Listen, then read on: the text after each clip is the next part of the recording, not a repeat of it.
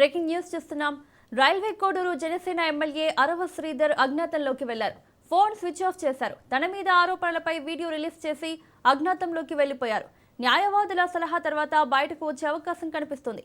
కుటుంబ సభ్యులతో మాట్లాడి విచారణకు పిలవాలని జనసేన ప్రయత్నాలు చేస్తోంది.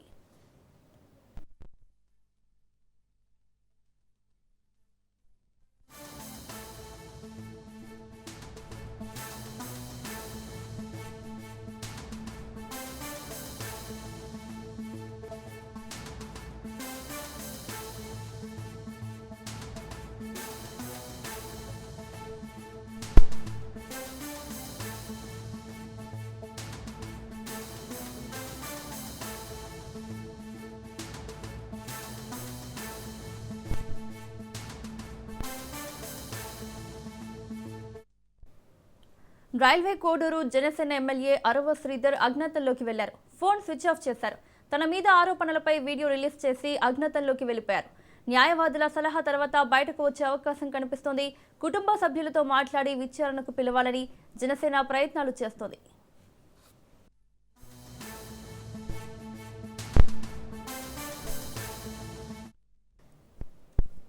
ఇదే అంశానికి సంబంధించి మరిన్ని అప్డేట్స్ మా ప్రతినిధి హుసేన్ అందిస్తారు. హుసేన్, రైల్వే కోడూరు ఎమ్మెల్యే అరవ శ్రీధర్ అజ్ఞాతంలోకి వెళ్లినట్లు తెలుస్తుంది. డీటెయిల్స్ ఏంటి? ఓకే, థ్యాంక్ యూ మౌలిక. ఈ కూటమి ప్రభుత్వంలోని భాగస్వామ్య పార్టీ అయినటువంటి జనసేనను రాజకీయంగా ఓ కుదిపేసినటువంటి రైల్వే కోడూరు ఎమ్మెల్యే అరవ శ్రీధర్ వ్యవహారము రోజుకో రీతిన కీలకమైనటువంటి మలుపులకు పరాకాష్ఠగా మారిపోయిందని చెప్పుకోవచ్చు. ఎందుకంటే ఉమ్మడి కడప జిల్లా ప్రస్తుత తిరుపతి రైల్వే కోడూరుకు చెందినటువంటి జనసేన ఎమ్మెల్యే అదే గ్రామ పంచాయతీ కార్యాలయంలో ఉంటున్నటువంటి ఒక జూనియర్ అసిస్టెంట్ అయిన మహిళా ఉద్యోగినితో లైంగిక వ్యవహారాలు నడుపుకుంటూ వస్తున్నారు.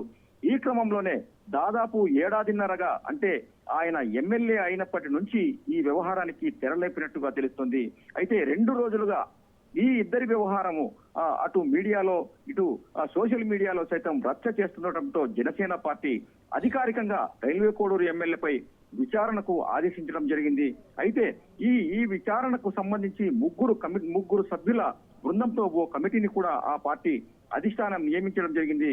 దీంతో ఆయన నిన్నటి రోజు ఒక ప్రకటనను రిలీజ్ చేసి అయితే ఈ వ్యవహారంలో తనకు ఎలాంటి సంబంధం లేదంటూ చెప్పుకుంటూ ఒక ప్రకటనను సెల్ఫీ ప్రకటనను రిలీజ్ చేసి ఆయన ఆ తర్వాత అజ్ఞాతంలోకి వెళ్లిపోయినట్టుగా తెలుస్తుంది. అయితే జనానికి తర్వాత ఆయన అనుచర బృందానికి సైతం తర్వాత నియోజకవర్గ వాసులకు సైతం అందకుండా అంటే ఫోన్ తనకున్నటువంటి సెల్ ఫోన్ ను కూడా స్విచ్ ఆఫ్ చేయడం జరిగింది. ఈ చర్యలపై నియోజకవర్గం అంతా ఇప్పటికే ఆయన పట్ల వ్యతిరేకత భావం ఉంటున్నప్పటికీ కూడా ఆయన అజ్ఞాతంలోకి వెళ్లిపోవడంతో మరిన్ని అనుమానాలు కూడా స్థానికంగా బలపడ్డాయని చెప్పుకోవచ్చు. ఎందుకంటే అరవ శ్రీధర్ వాస్తవంగా తొలిసారి యువకుడుగా ఉంటున్నటువంటి అరవ శ్రీధర్ తొలిసారిగా ఎమ్మెల్యే అయ్యారు. గతంలో సర్పంచ్ గా ఉన్నటువంటి ఈయన అక్కడ ఉంటున్నటువంటి స్థానిక నేతల బలంతోనే ఆయన జనసేన పార్టీ నుంచి అంటే కూటమి భాగస్వామ్యంలో భాగంగా జనసేన ఎమ్మెల్యేగా ఆయన ఎన్నికయ్యారు. అయితే ఎమ్మెల్యేగా అయిన తర్వాత బాధ్యతాయుతమైనటువంటి పదవిలో ఉండాల్సిన ఎమ్మెల్యే ఇలాంటి వ్యవహారాలకు తెరలేపడంతో స్థానికంగా కూడా ఒక పెద్ద చెడ్డ పేరే ఆ పార్టీ ఆపాదించుకుందని చెప్పుకోవచ్చు. అదే విధంగా ఈ ఎవరైతే మహిళా ఉద్యోగిని ఉంటున్నారో ఆమె పైన కూడా జనసేన పార్టీ తర్వాత ఆయన అనుచరులు కూడా వ్యతిరేకత భావాన్ని వ్యక్తం చేస్తున్నారు. తన తల్లితో అంటే అరవ శ్రీధర్ కు సంబంధించినటువంటి ఆ తల్లి తర్వాత మరికొందరు జనసేన పార్టీ నేతలు కూడా ఆమె ఈ వ్యవహారంపై పోలీస్ స్టేషన్ లో ఇప్పటికే ఫిర్యాదు చేయడం జరిగింది. ఎన్ని వ్యవహారాలు కూడా ఎమ్మెల్యే అరవ శ్రీధర్ కు తలకు చుట్టుకోవడంతో దీని నుంచి తప్పించుకోవడానికి ఆయన కొంతకాలం అజ్ఞాతంలోకి వెళ్లిపోవడమే మంచిదనేటువంటి అభిప్రాయంతో కనిపించకుండా వెళ్లిపోయారు. అయితే జనసేన పార్టీ మహిళాభ్యుదయం పేరుతో ఒక మంచి పేరును ఆపాదించుకున్నటువంటి జనసేన పార్టీ ఇటువంటి ఎమ్మెల్యే వ్యవహారంతో చిక్కుల్లో పడిపోయిందని కూడా చెప్పుకోవచ్చు. దీనికి తాజా ఉదాహరణ నిన్నటి ఢిల్లీలో పవన్ కళ్యాణ్ కు కూడా ఒక అనుభవం ఎదురైంది. అక్కడ మీడియా కూడా జనసేన ఎమ్మెల్యేకు సంబంధించినటువంటి వ్యవహారాన్ని తెరపైకి తెచ్చారు. అయితే దానికి ఏమాత్రము జనసేనాన్ని పవన్ కళ్యాణ్ సమాధానం చెప్పకుండా తన వాహనంలో ఎక్కి నేరుగా వెళ్లిపోయారు. అంటే దీని పట్ల, ఈ వ్యవహారం పట్ల ఆయన కూడా ఒక తీవ్రమైనటువంటి మనస్తాపానికి గురైనట్టుగా కూడా తెలుస్తోంది. అయితే ఈ వ్యవహారం అంటే ఇప్పుడిప్పుడే జనసేన పార్టీ అటు రాష్ట్రంలో కావచ్చు, తర్వాత దేశ రాజకీయాల్లో కావచ్చు ప్రభావితం చూపుతున్నటువంటి సందర్భంలో అరవ శ్రీధర్ వ్యవహారము తీవ్రమైనటువంటి చిక్కుల్లో జనసేనను చిక్కుల్లో పడేసిందని కూడా రాజకీయ పరిశీలకులు విశ్లేషించుకుంటున్నారు. ఏది ఏమైనప్పటికీ కూడా ఇప్పుడు ప్రస్తుతం అయితే రైల్వే కోడూరు ఎమ్మెల్యే అరవ శ్రీధర్ అజ్ఞాతంలోకి వెళ్లిపోయారు. స్విచ్ ను కూడా ఆఫ్ చేశారు. ఈయనకు 7 రోజుల పాటు పార్టీ గడువు విధించింది. ముగ్గురు సభ్యులతో కమిటీని నియమించిన తర్వాత వీళ్ళు ఏ రకమైనటువంటి విచారణ చేపట్టి నివేదిక ఇస్తారు, ఆ నివేదిక ఆధారంగానే ఈయనపై చర్యలు తీసుకునేటువంటి అవకాశం ఉంది. అంతేకాకుండా ఈయనకు సహకరించినటువంటి కొంతమంది జనసేన నేతలతో పాటు అలాగే ఈ వ్యవహారంలో జోక్యం చేసుకున్నటువంటి వారిపై కూడా పార్టీ క్రమశిక్షణా చర్యలు చేపట్టేటువంటి అవకాశం కూడా ఉంది. Mounika. Right Hussain, thank you.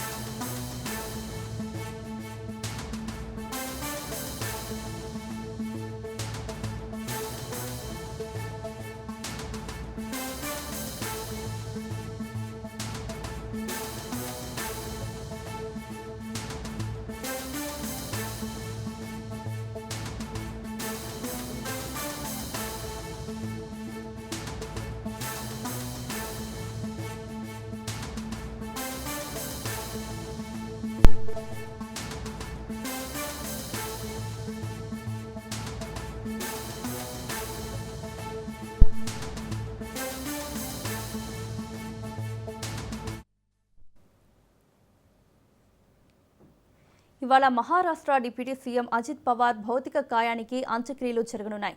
ఉదయం 11 గంటలకు బారామతిలోని విద్యా ప్రతిష్టాన్ ప్రాంగణంలో ప్రభుత్వ లాంఛనాలతో అజిత్ పవార్ అంత్యక్రియలు నిర్వహిస్తారు.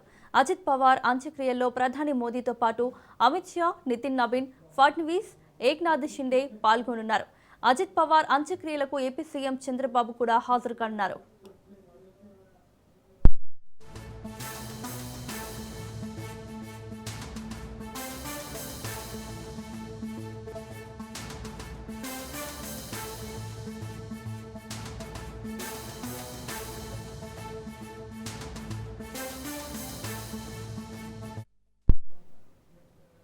మరోవైపు ప్లేన్ క్రాష్ పై దర్యాప్తు కొనసాగుతోంది. Black box recovery, pilot communication పరిశీలిస్తున్నారు. వాతావరణ శాఖ నుంచి ఏఏఐబీ రిపోర్టులు తీసుకోనుంది. ప్రమాదంపై మహారాష్ట్ర సిఐడి విడిగా విచారణ జరుపుతోంది.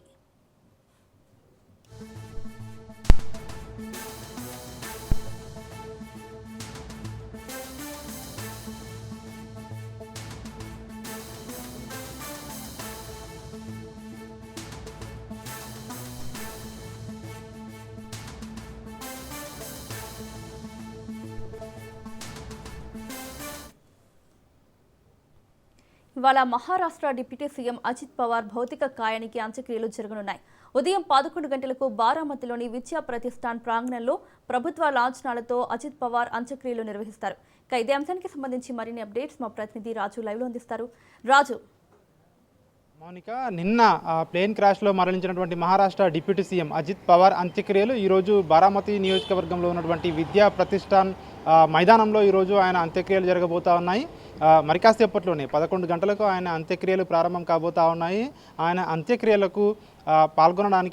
పాల్గొనడానికి ప్రధానమంత్రి నరేంద్ర మోడీ, అదేవిధంగా కేంద్ర మంత్రులు అమిత్ షా, అదేవిధంగా బీజేపీ జాతీయ అధ్యక్షుడు నితిన్ నబీన్తో పాటు బీజేపీ పాలిత రాష్ట్రాల ముఖ్యమంత్రులు, వివిధ కేంద్ర మంత్రులు, అదేవిధంగా మహారాష్ట్ర ముఖ్యమంత్రి దేవేంద్ర ఫడ్నవీస్, మహారాష్ట్ర డిప్యూటీ సీఎం ఏక్నాథ్ షిండేతో పాటు మహారాష్ట్రలో ఉన్నటువంటి వివిధ పార్టీలకు చెందినటువంటి నాయకులు, అభిమానులు, కార్యకర్తలు, ప్రజలు వేలాదిగా ఈ యొక్క అంత్యక్రియల్లో పాల్గొనబోతా ఉన్నారు. ఇప్పటికే బారామతిలో ఉంచినటువంటి ఆయన భౌతిక గాయం వద్దకి ఇప్పటికే వేలాదిగా ప్రజలు తరలి వస్తూ ఉన్నారు. ఉదయం నుంచి కూడా ఆయన కుటుంబ సభ్యులను చాలామంది కూడా కార్యకర్తలు, పార్టీ నాయకులు, అదేవిధంగా మహారాష్ట్ర ముఖ్యమంత్రి దేవేంద్ర ఫడ్నవీస్ ఇప్పటికే వాళ్ళను ఓదారుస్తున్న పరిస్థితి కనిపిస్తూ ఉంది. ఇప్పటికే ఎన్సీపీకి చెందినటువంటి కార్యకర్తలు, నాయకులు పెద్ద ఎత్తున అక్కడికి ఆయన భౌతిక గాయం వద్దకు చేరుకొని ఆయనను కడసారి చూసేందుకు తమ కార్యకర్తలు ఆయనను చూసి నివాళులు అర్పిస్తున్న పరిస్థితి కనిపిస్తూ ఉంది. పెద్ద ఎత్తున మరింత మంది కూడా అక్కడికి చేరుకునే అవకాశం కనిపిస్తూ ఉంది. అదేవిధంగా ఈరోజు ప్రభుత్వ అధికారిక లాంఛనాలతో ఈ యొక్క అంత్యక్రియలు జరగబోతూ ఉన్నాయి. ఇప్పటికే మహారాష్ట్ర ప్రభుత్వం 3 రోజుల పాటు కూడా అధికారిక సంతాప దినాలను మహారాష్ట్ర వ్యాప్తంగా ఇప్పటికే ప్రకటించడం జరిగింది. ఈ యొక్క ప్లేన్ క్రాష్లో అజిత్ పవార్తో పాటు మరో 4 కూడా మృతి చెందారు. మొత్తం 5 మంది చనిపోవడం జరిగింది. దీనికి సంబంధించి ఇప్పటికే యావత్ దేశం మొత్తం దిగ్భ్రాంతికి గురవుతూ ఉంది. ఒక్కసారిగా కూడా ప్లేన్ క్రాష్ కావడంతో అక్కడే స్పాట్లోనే 5 కూడా మరణించడం జరిగింది. అదేవిధంగా నిన్న ఈ యొక్క ప్లేన్ క్రాష్లో అజిత్ పవార్ చేతికి ఉన్నటువంటి గడియారం ఆధారంగానే ఆయన డెడ్ బాడీని కూడా గుర్తించడం జరిగింది.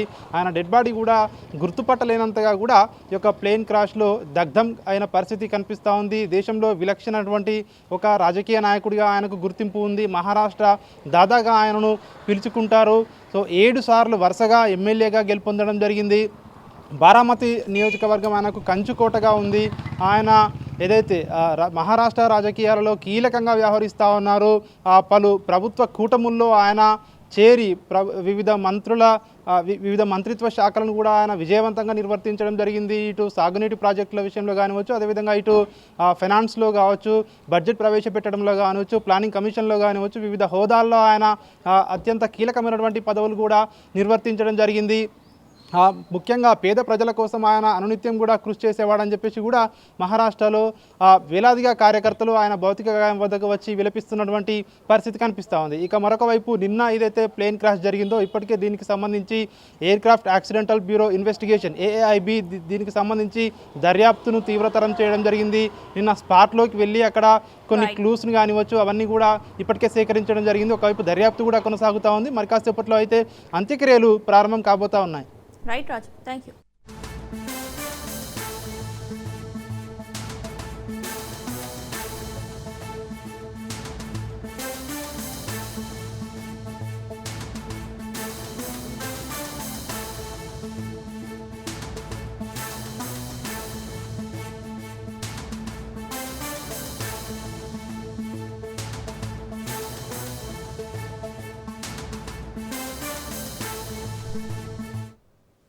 బ్రేకింగ్ న్యూస్ చూస్తున్నాం. నేడు 2వ రోజు పార్లమెంట్ బడ్జెట్ సమావేశాలు జరగనున్నాయి. నేడు పార్లమెంటు ముందుకు 2025-26 ఆర్థిక సర్వే రానుంది. ఆర్థిక సర్వేను ఆర్థిక మంత్రి నిర్మలా సీతారామన్ ప్రవేశపెట్టనున్నారు. మధ్యాహ్నం 2:30కు చీఫ్ ఎకనామిక్ అడ్వైజర్ మీడియా సమావేశం నిర్వహించనున్నారు. ఆర్థిక సర్వే నివేదికను అనంత్ నాగేశ్వరన్ వివరించనున్నారు.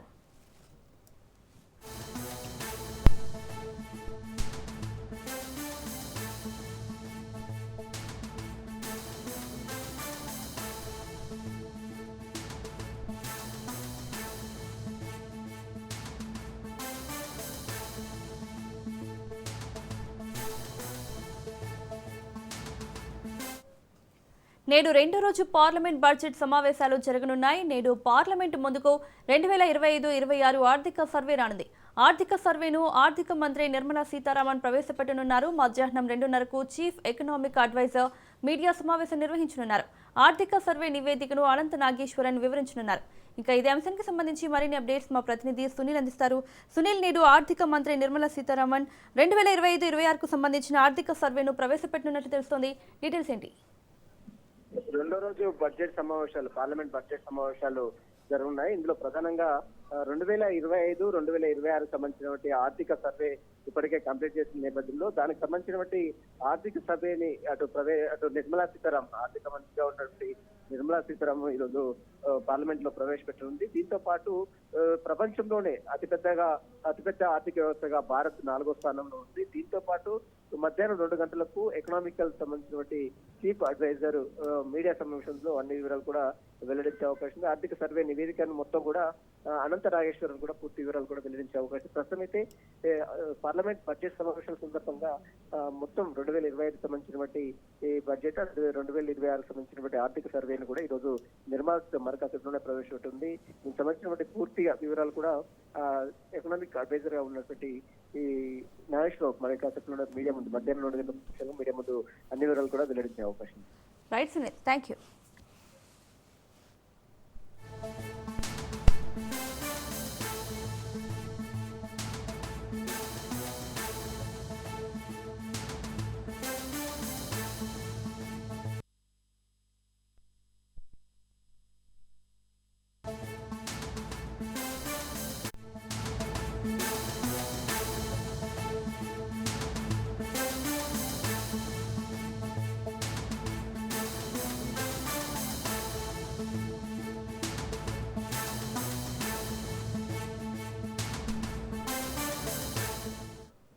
బ్రేకింగ్ న్యూస్ చూస్తున్నాం. హైదరాబాద్ జూబ్లీ హిల్స్ లో ఓ వ్యక్తి హల్చల్ చేశాడు. డ్రంక్ అండ్ డ్రైవ్ తనిఖీల్లో వాహనదారుడు పోలీసులతో వాగ్వాదానికి దిగాడు.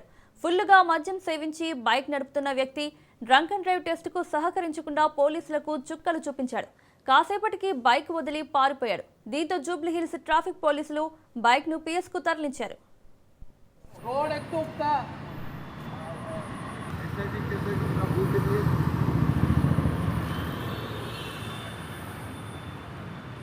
కొంచెం ల్యాండ్ వాళ్ళకి పంపండి. ఇక్కడ బైక్ చేస్తున్నాడు, బైక్ అయినా బైక్ చేస్తున్నాడు,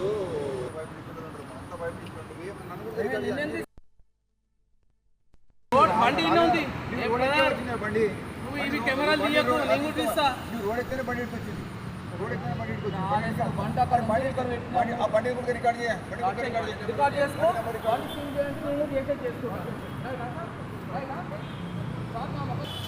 రికార్డింగ్ నేను ఇదే అంశానికి సంబంధించి మరిన్ని అప్డేట్స్ మా ప్రతినిధి పవన్ అందిస్తారు.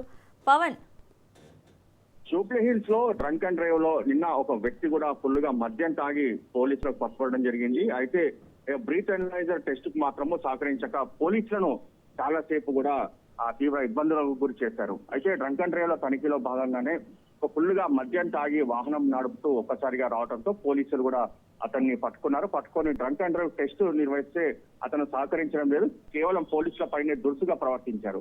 పోలీసుల పైన వాగ్వాదానికి కూడా దిగారు. దీంతో అరగంట పాటు అతనికి బ్రీత్ అనలైజర్ టెస్ట్ కూడా పోలీసులు ఎంత ప్రయత్నించినా కూడా అతను సహకరించలేదు. దీంతో ఒక్కసారిగా అతను అక్కడి నుంచి ఆ పోలీసుల కన్నుగప్పు కూడా పారిపోయిన పరిస్థితి కూడా చూశారు. అయితే ఈ యొక్క బైక్ మాత్రం ప్రజెంట్ జూబ్లీస్ పోలీస్ స్టేషన్ కూడా తరలించారు. అతని పైన కూడా కేసు నమోదు చేసి ఇన్వెస్టిగేషన్ చేస్తామని చెప్పి ప్రధానంగా అయితే పోలీసులు చెప్తున్న పరిస్థితి.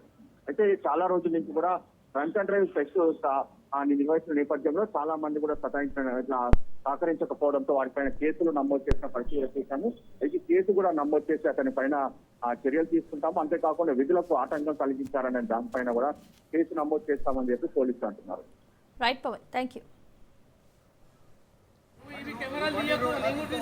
రోడ్ ఎక్కనే బండి వచ్చింది, రోడ్ ఎక్కనే బండి బండి ఆ బండి కూడా రికార్డ్ చేయాలి.